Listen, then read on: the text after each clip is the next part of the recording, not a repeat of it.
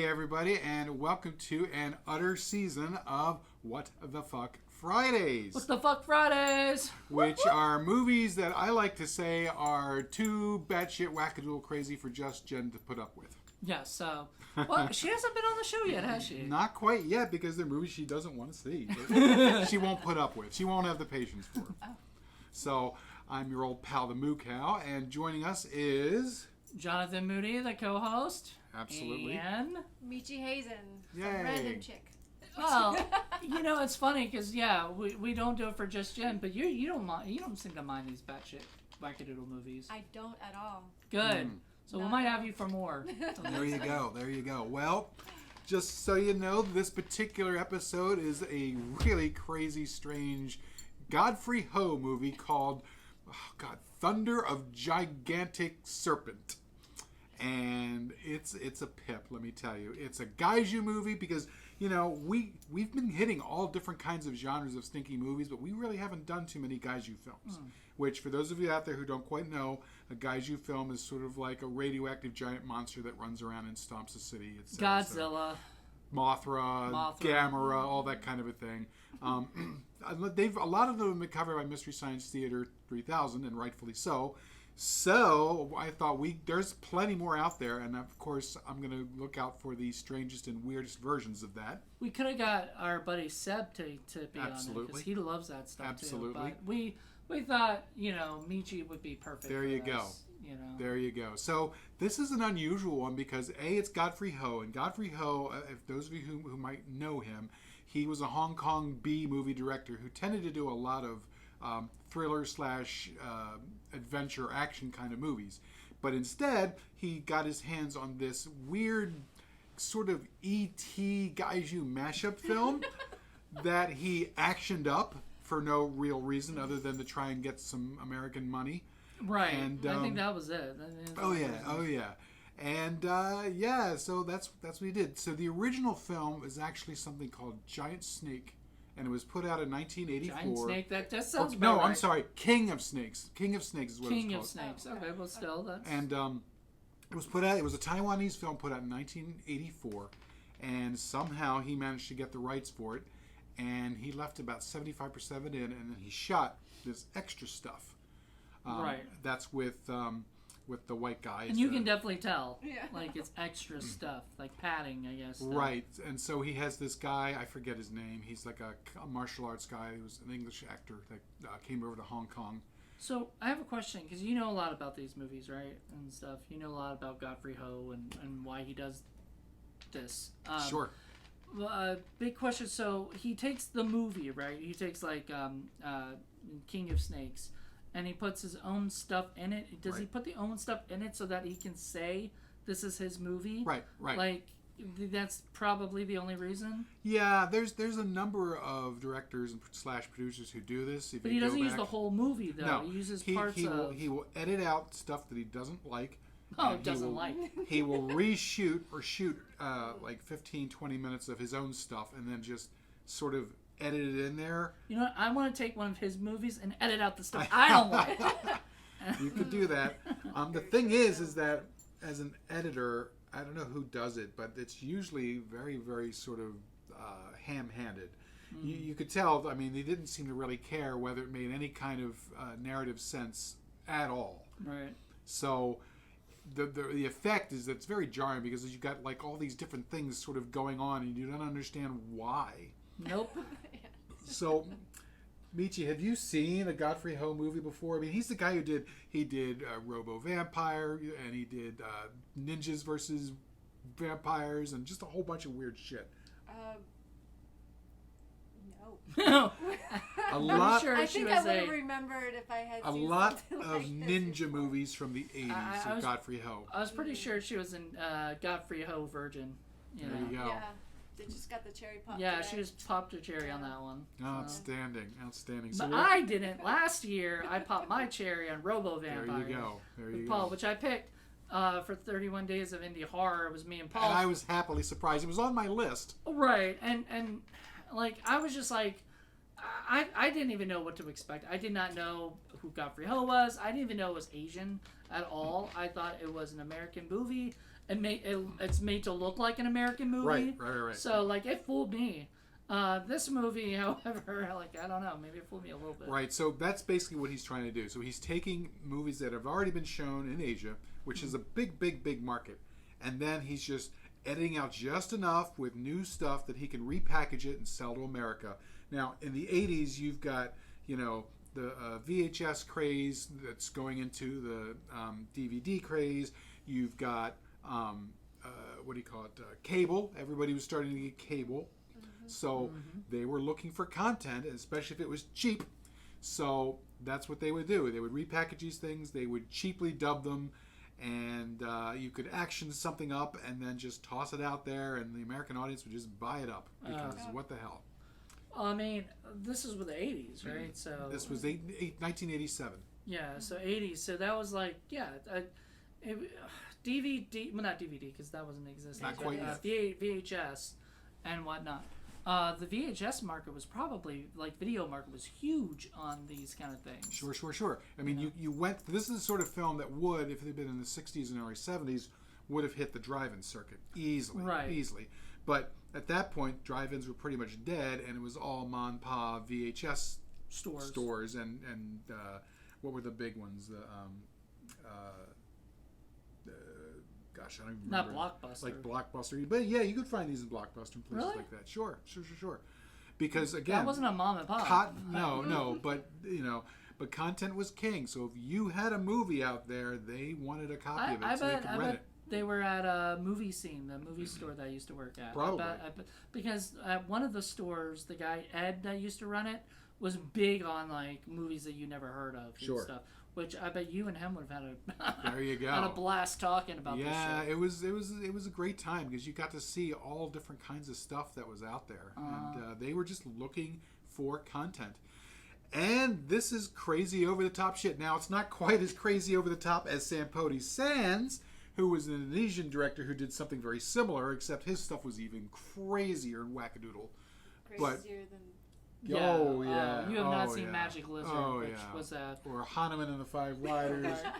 That's so funny. Oh, like giant crocodile. Ugh, we definitely do these on different ones. Like this is a What the Fuck Friday. Dude, was it Magic Lizard was What the Fuck Friday? We could do a whole show of nothing but whackadoodle Asian cinema. Yeah, oh my god, yes, there's tons of it. And you know who would be the guy for us to do that with is Andrew Leavold, because he's out in Australia. He had a big video store, and he has and saw all of these things. Like Wang Wang. Absolutely. Oh, we have to show you Wang Wang. Greatest action hero ever.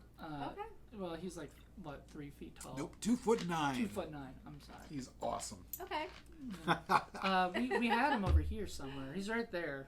So, can anybody sort of talk a little bit about what happens in this film for our audience? All right, I'll try, and then I think MeeChee can take over if I start, Okay. All right, so the story starts out with these scientists who are definitely scientists because they talk about how they're scientists, all the time, every like 2 seconds. And then they are creating some kind of formula, which you never see the formula. You only see, I guess it's inside the box. And then the box has this electric thing that just shocks whatever. Or as the girl says, little blue lights. Yeah, little blue lights. Oh, we'll turn the little blue lights on for you. Great idea. So was it? So there's a frog that they tested it on, and that frog grew a little bit big. It's pretty big, and we never see the frog again. I'm guessing it got taken out in the back and hopped away. Yeah. Maybe, I don't know. Well, remember this. Before even all that started, you've got Ting Ting and her little snake. That nods yes. Yeah.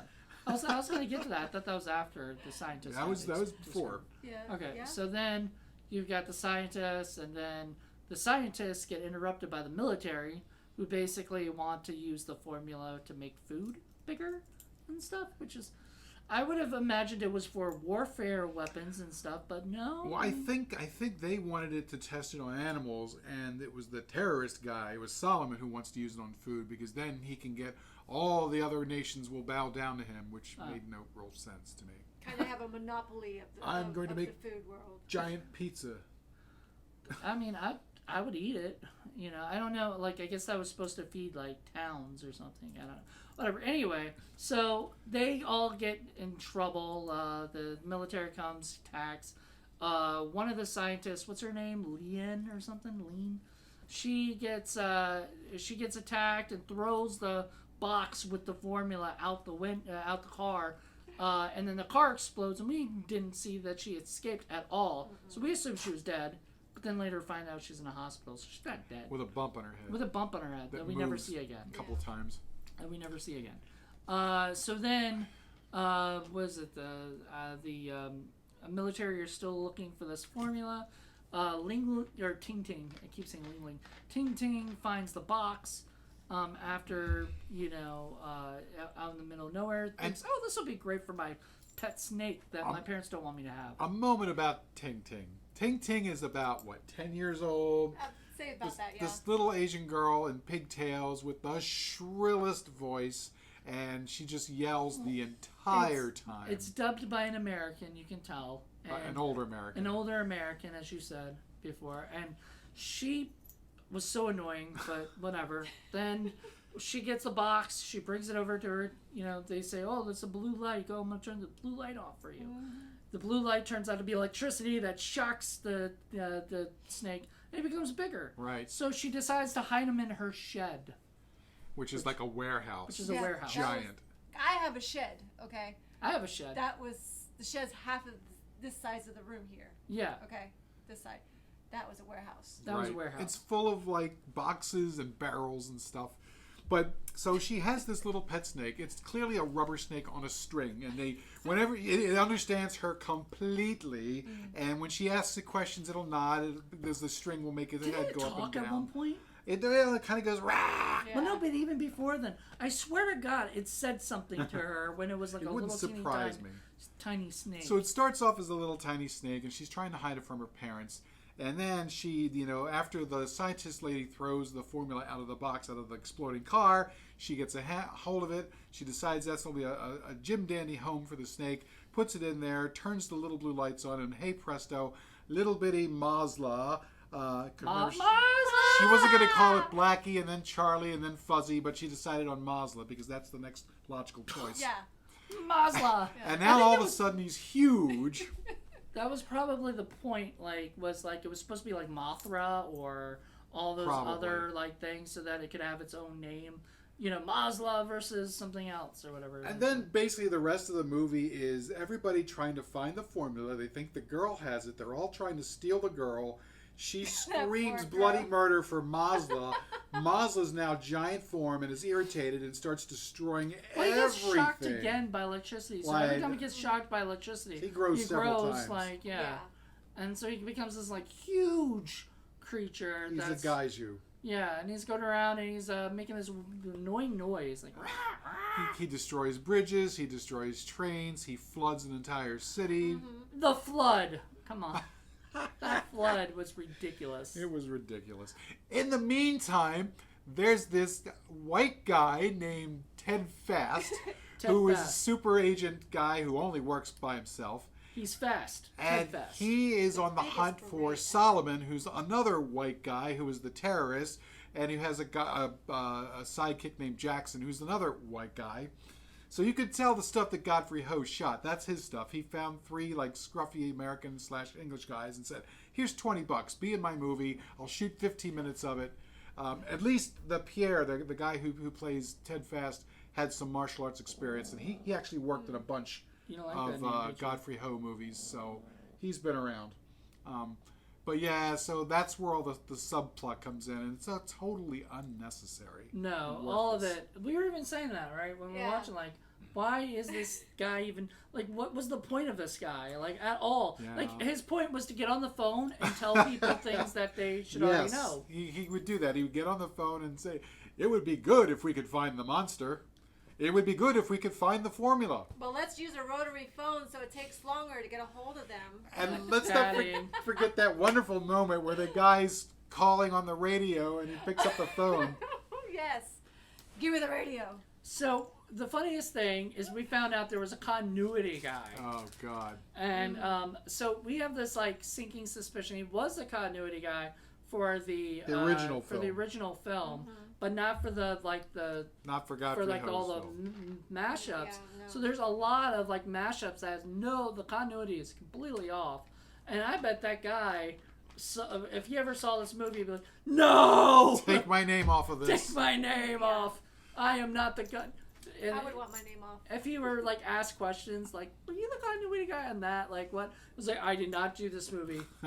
I did, King of Snakes or Right, whatever." exactly. And that's it.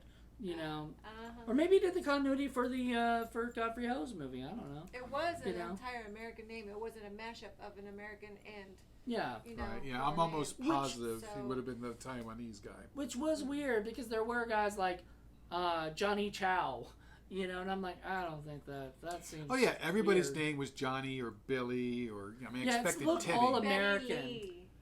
except the girl with Ting Ting. Ting Ting. Ting Ting. Now it's funny because the actress who plays Ting Ting ended up growing up to being a quite gorgeous and famous Taiwanese singer, Cool. and she was in a few other movies too. But this is like her big movie. Poor girl. And, Sorry. Yeah, she's Because a like she big was entertainer. dubbed by somebody Oh, who God knows. sounded terrible. I know. Did not have your voice apparently. Right. But her name was Ting Ting Tang. I was like, wait, because it was like Mr. Tang, and I was like, wait, that's the father's name? Yeah. Because he was Mr. T, I guess, right? It Mr. was T. funny. I don't know. I Mr. thought that was Tang. Dr. T. No, it's Dr. T. There's Dr. T. Yeah, there's a Dr. T and Mr. Tang. But it's just so funny because he's obviously Godfrey Ho's trying to action up this whole thing to make it sellable in the United States because he figures that's what American audiences like, lots of action, and that's generally okay. But there's an awful lot of stuff where there's nothing but dialogue, and the dialogue is terrible. It's just saying obvious things. The action was terrible too. There was a action's point where the confusing. guy had a Uzi and shot him like up close in his face, and I'm like, And they had that one would. little splash of blood. I know, it was like a little bit of. Just a little splash. I know. So MeeChee, you are our resident military expert since you Oh were my God, actually tell in me there. about that. How accurate was the military stuff in this film? Oh. Fingers were on triggers everywhere. That was just like, oh my God, no. I got yelled at for stuff like that, like for having pictures where I have my hand on the trigger. That guy, Ted's beret was huge. Are they really that big? Oh no! That was just used because he had. Remember, that was like a weapon. Yeah. Like, Okay. he used Yeah. that as a Oh, weapon. Because he and then he shot it up like in the air and shit. And I didn't quite understand the ranks or why the army was controlling the Air Force. I don't think Godfrey O did either. I don't think they knew what the ranks were. They just saw somebody with one more chevron or one more star than them, and they're like, "Oh, okay, that guy's in charge." Like make him the general. Let's ask That guy's him. the colonel. But let's let the general they're like- salute first. They called the Air Force and they're like, "Oh, it's too late." I'm like, they have radios in the planes. Just call them. No, we had the radios. They got the cell phones. They got the cell phones. That's right. Yeah. Cell So phones. weird. Jesus Christ. And All that I was- love the fake silencers that they put on the guns that don't silence anything. No, they enhanced. Yeah. Okay. They were I mean, they go enhancers. in there and what was it? They put it on an Uzi, Right.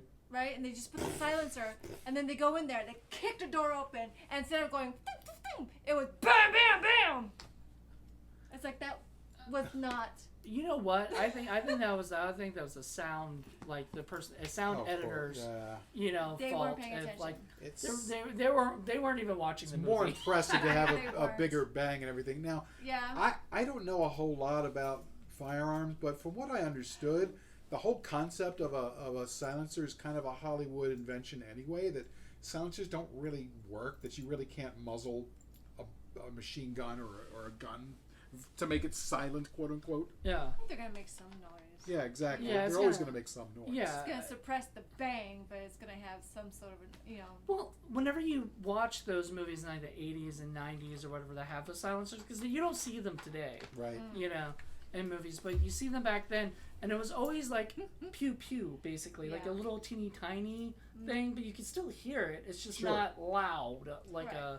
a gun. The other thing is, you could tell it's the 80s because Uzis were like the big thing in the 80s, and now you never see an Uzi. Yeah, 'cause you Well, always is that slam because that. they're just harder to get now or something? It was just the gun of the time. Yeah, You know? it really was. Is It really was. Israeli, aren't they? Or Because it's or like German? everybody would just buy them off the streets, you know. Probably, yeah. It was more But these were accessible to military everything. people or cops, you know, or whatever. Because it was like the cops versus the military and stuff. And it just drove me crazy when the cops were talking to the military, because the cops would be like asking them questions and be like, "We don't need to tell you anything. We're the military." right? And I'm like, you're the military, but you're also in a town, you know, like you're not in your base. Right. You Why know? can't the cops just arrest them? I don't know. Can you? Because you'd have to get Sure. a warrant, and then. Well, if you're on their base, but they were never on their base. They were out running around. And let's face it, those military guys did nothing. They would stand in a little group and look at things and not do Through their anything. binoculars. with the Yes. binoculars, or Do they'd something. Oh run my away gosh. from the Oh, big yeah. snake and stuff, and Or they finally called in the tanks, and they had like 2 stock footage tanks. And for whatever reason, the rounds would there'd be like these laser effects on the snake. Yeah. It's very weird. Yeah. It was just- or the planes would come, and then they would kamikaze it into the snake. Right, Yeah, right, right. It's It made him ridiculous. look like a moray eel, electric eel, you know. Didn't it look? Yeah, like well, like it a should have been electric an eel. Very electric eel, strange. you know, instead of just this huge giant snake on And a then, string that talks. Best to of little all, this snake had the best ears of any creature in the world, because even if it was miles and miles away, it could hear the screaming, shrill voice of this little child. You said and even immediately come everybody over. could. Sure. Because that's screaming. At one point, the guy was like, "Shut up! He's not coming for Yeah, you." he would always say that. It's like he'd always Dan say, Paul was like, "Thank you." He'll Shut her up. never hear you, and then 5 seconds later, there he is because he heard him. Yeah. I'm gonna count to 3, and you better say something, or else. You better tell me where the formula is. I'm like, I think she would have told you by the time she got kidnapped Okay, where the this formula was. formula. Did they actually show what the formula was, or was it just some sort of It's a MacGuffin. It's a MacGuffin. Yeah. MacGuffin? You know what that is, right? No. Okay. I was just gonna It's- agree and just move it's on. just, It's a Hitchcock term where Yeah. it's mentioned, but you never really see it, Okay. and It doesn't matter. it doesn't matter. It's just It's just we know it's the there. formula. Exactly. You know, they're just gonna keep saying the formula. The whole movie is a MacGuffin. You know, The it's movie is just just- so weird. I know. But it's not quite typical Godfrey Ho in that usually there's all kinds of weird ninjas or vampires or robots or something going on. I this miss is that. This is weird because it's just he decided to go with this already weird E.T. Mashup. Gaiju mashup, and just that he decided to put in all this extra cop, ninja, martial arts, cop, military stuff in addition to it, because action sells. Well, and because it's American, because Right. that stuff's the American stuff. Right. So people are gonna go, oh, there's the American, so it must be an American movie. Right. But like everything else is all like Hong Kong. It's funny. we saw that in Wang Wang too. Remember when he's going for one of the final bosses, and there's like a white guy and a black guy that come out when everybody else was Filipino. right. You know, it's like Yeah. it's just so funny. There's 2 Wang Wangs. Oh, there's more than there's Yeah, like there's what, several 5 ones. or 7. Well, there have been like 4 that were released in the United States, but there's a bunch more that have never been released. Okay. Yeah. You're gonna find those movies? Someday, with Andrew Lee Volt's help, I'm going to get as many as I can. I've got 4, I think, right now. So, Okay. yeah, they're pretty amazing. Pretty amazing. But even those tend to make more, narrative sense than the Godfrey Ho movies, because he just tosses in scenes kind of regardless of where they land. Exactly. And that poor family, Ting Ting's mom and dad, they were just getting beaten up left and right. I know they're getting beaten up, and they had to deal with her screaming the whole time. And it happened several times. So we didn't talk about the death of the snake. Oh, And gosh. everything. No, And- spoiler alert. Well, I mean, Poor Mazra. yeah. Was it Mazla? Or Mazla. Mazla. Mazla. I think It that's- changed for me. I think it was Okay. Mazla the I whole thought it was time. Mazla. Mazla. Mama! But no, and then she's screaming the whole time, Mazla, please be alive. And you're like, Oh, God, that was like a 20-minute death I scene. know. It's like, come on, let's get past this part. that must have been part of the King of Snakes. Or Yes, it whatever. was. And I'm like, good God, like this movie is boring. And that's where it ended. Except Godfrey Ho pushed it further by having the final showdown. It was hilarious because we have that like ending, and then I think me and MeeChee both looked at each other going, "Where's Ted Fast?" Yeah. What happened to that shit? Yeah, like what was the point of that? And then he shows up. Yep. And he, it was as if Godfrey Ho was reading our minds. Yeah. He knew we had to give one last Ted Fast. I have to say that was consistent because throughout the whole movie, Ted Fast just shows up exactly where he needs to be. And does nothing. That does not matter whatsoever. He's like, he fights this guy in a yellow jacket that has nothing to do with anything. Like, I guess he's supposed to bring him to someplace, but it's like... Give him information, I Give guess. him information. So he shows up, and he and Solomon have the big final confrontation, and then they point their guns, like, right next to each other. And what do? They're like, let's just put the guns down and fight it out like men. And then the guy gets his ass kicked because he's just stupid. And then, but then the best part happens, where the guy gets the gun, so you think, uh-oh, Ted Fast is done, but he uses his beret. Oh, yes. And saves the day. He pulls a fast one. Oh, yeah. Yeah, I see what you did there. Yep. But he throws the beret, and it lands on the gun, I guess, or whatever. And knocks it out of his hand. Knocks it out of his hand. Ridiculous. And then, because the berets are that, powerful, That's substantial. I guess? I don't know. And then he double kicks the guy or something like that, and then shoots him. and then he's done. But that's all he wanted was Solomon, who had nothing to do with this lizard movie. And then he kicks the beret onto his head. Or the serpent movie. And then I'm like wondering, okay, so why was he talking to the government about the snake? Yeah. Like, what was the, because he wasn't trying to do anything with the snake. And Solomon had nothing to do with the military. He hadn't, it wasn't like he was the main boss to the military. Right. No. So none of it made, Any sense except as you whatsoever. said, it made sense for Godfrey Ho, because Godfrey Ho needed an extra incentive for Americans to watch. And the movie. usually Godfrey Ho likes to throw in a little bit of nudity, as much There's violence no as he nudity in can. this movie. I But guess this was like a children's exactly. movie. I think he even figured out that we better not do that. Although there was a lot of bad language, he did put that part in there too. So okay. So I guess that's about enough. What did you guys think of it overall, though? The film. I enjoyed it. I enjoyed it. It was bad, but it was fun. It was fun. It was entertaining. It really was fun. We don't do. I haven't done What the Fuck Friday in forever. We don't do any ratings or anything.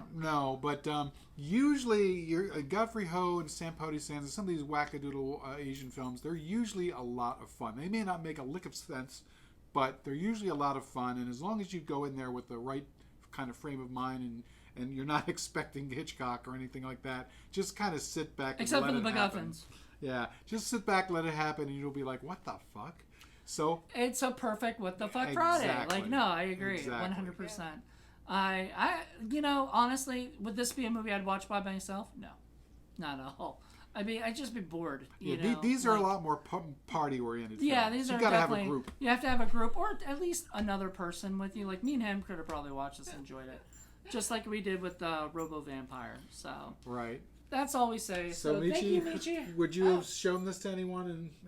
And if you'd known about it, would you show it to anyone? Yes, my Yeah. daughter or my Okay. son. They probably would have had something to say about it. Nothing good, Ah! but they probably would have had something to say about it as we were watching it. So That's funny. Outstanding. Yeah. But other than that, no. All right. Nobody else. Nobody else. Well, thanks guys for joining us. This is the sort of our What the Fuck Friday reboot, I think. It's Right? our third season. Yeah, So there you we go. thank you so much. We're really enjoying this. And keep checking in every month for a new What the Fuck Friday. And there's plenty of wackadoodle movies out there. Trust Mine you will be me. next, so who knows? I don't even know. I got a whole bunch He of does. ones lined up. But we never know. We just kind of wing it and figure things out. So Yeah, I didn't know what I was coming to. And that's so. part of the fun. They have no idea. exactly. All right. Well, thank you guys so much, and I hope you guys enjoyed it. Until next time. Bye. Bye.